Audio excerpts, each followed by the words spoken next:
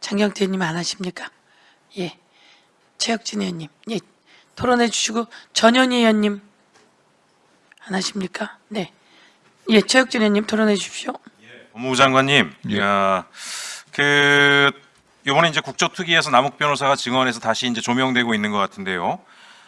윤석열 아버지 윤기준 교수 집 네. 예전에 김만배 대장동의 김만배의 누나가 이제 인수한 건 관련해서 당시에도 말이 많지 않았습니까? 예, 그렇습니다. 그때는 뭐 이제 일부 언론에서는 우연 아니냐, 이제 검찰 쪽 입장도 그랬던 것 같아요. 근데 여러 가지 의혹들이 여러 채널을 통해서 당시에도 있었습니다. 이거 네. 우연이라고 보기가 참 힘들다. 예, 그렇습니다. 그래서 어찌 보면 당시에 보게 되면 그 대장동 대출 브로커였던 조우영 씨가 2011년에 부산저축은행 비리 사건 무마를 해준 게 윤석열과 박영수였고 그 대가로 이런 거래가 이루어졌던 거 아니냐, 이런 의혹서부터 많은 것들이 이야기가 있었음에도 검찰은 그 부분은 다 무시하고 오직 대장동 사건은 이재명 대통령만을 표적으로 해서 달려갔었습니다. 근데 이제 국조특위에서 이게 나왔던 거잖아요. 네.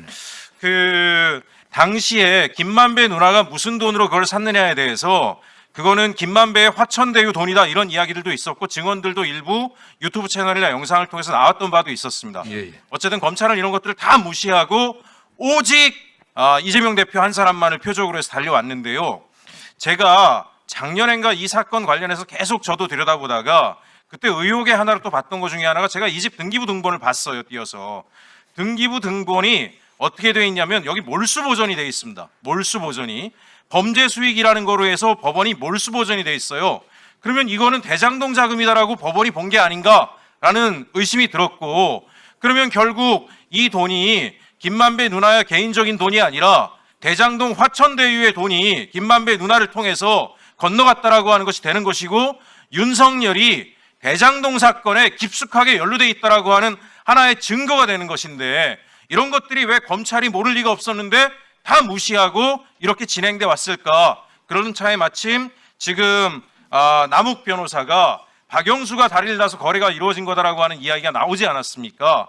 그래서 장관님, 오늘 마침 이제 부패재산 몰수부터 해서 여러 가지 법안들이 되는데 저는 이 사건을 다시 들여다봐야 된다는 생각을 합니다. 그래서 2019년에 윤석열 아버지 윤기준 교수 집 거래뿐만이 아니라 당시에 이미 어떤 말까지 있었냐면 대장동의 그분은 이재명 대통령이 아니라 윤석열이다라고 하는 이야기가 공공연히 나왔음에도 불구하고 검찰은 전혀 이것을 지켜보거나 바라보지 않았다. 저는 만약에 이 조사 과정에서 대장동 수사팀이 이런 여러 가지 의혹의 정황들을 발견했음에도 불구하고 윤석열과 관련된 것들은 전부 다 발라내고 오히려 이재명 대표를 엮으려고 왜곡 조작했다라면 이 범죄는 정말 가중처벌돼야 될 정도로 심각한 범죄다라고 생각을 합니다. 그래서 장관님, 이 부분에 대해서 어제 남욱 변호사의 증언까지 나왔으니 다시 한번 좀 법무부 차원에서도 이 사건 전체를 다시 한번 들여다봐야 되지 않을까 생각하는데 어떻게 생각하십니까? 예, 뭐 의원님 지적이 충분히 뭐 합리적으로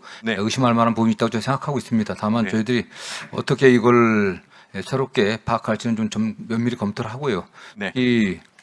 저도 뭐 관련된 사건은 그 당시 기록들을 많이 봤습니다. 그 당시 사실 네. 의심스러웠던 점들이 있었던 거고, 특히 이번에 남욱 변호사의 진술과 관련해서는 저희들이 면밀히 다시 볼 수 있는 그 방법을 좀 찾아보도록 하겠습니다. 알겠습니다. 법원행정처장님, 네.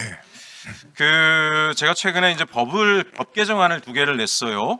법원조직법 개정안하고 헌법재판소법 개정안을 냈는데 내용은 뭐냐면 지금 헌법재판관, 대법관, 특정 학교 출신이 2분의 1을 넘지 못하도록 법령에 정하는 법안을 냈습니다. 근데 제가 이걸 왜 냈냐면 헌법재판관님들 9분을 보니까 9분이 전부 다 서울대 출신이고 그중에 8분인가가 아마 서울법대인 것 같더라고요.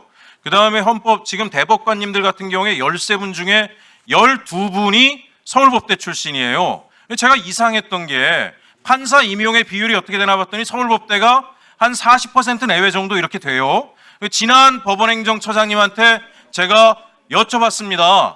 임용되는 판사가 출신 학교에 따라서 능력치의 차이가 많이 나냐?